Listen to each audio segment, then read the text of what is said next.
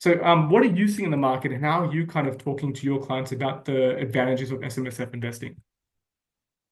I think SMSF is a very hot topic at this stage. A lot of people are getting into the SMSF market now. The Yeah, SMSF game, it's increasing every single year now. I guess I read a statistic where it said it's growing by more than 3% every single year. yeah, So that sort of validates the point that people are getting aware about the self-managed super fund now.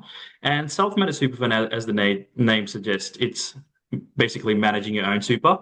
And it's a special form of a trust where the trustee is sort of holding the asset on behalf of the beneficiary with the single aim of providing retirement benefit.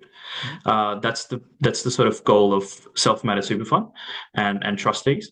So I guess the biggest benefit of investing property via SMSF has to be the tax incentive.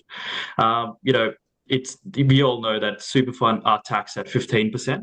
Yeah, And if you compare that to your individual tax return rates, which can be up to 47%, so you're looking at a saving of 32% on if you're at the highest tax bracket, and even more if you have Division 293 tax.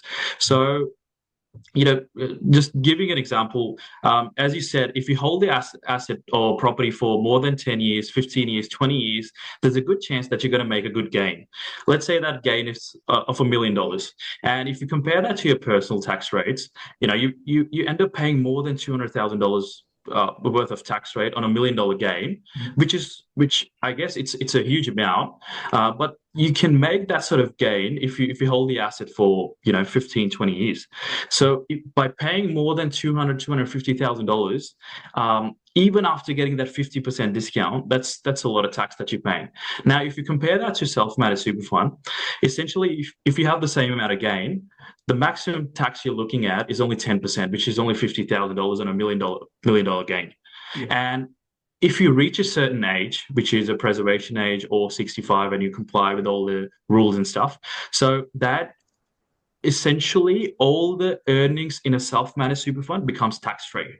Mhm. So on that $1 million gain, you're effectively paying $0 tax. Yeah. So, it's not a financial advice. You have to consult your tax agent or financial advisor accordingly.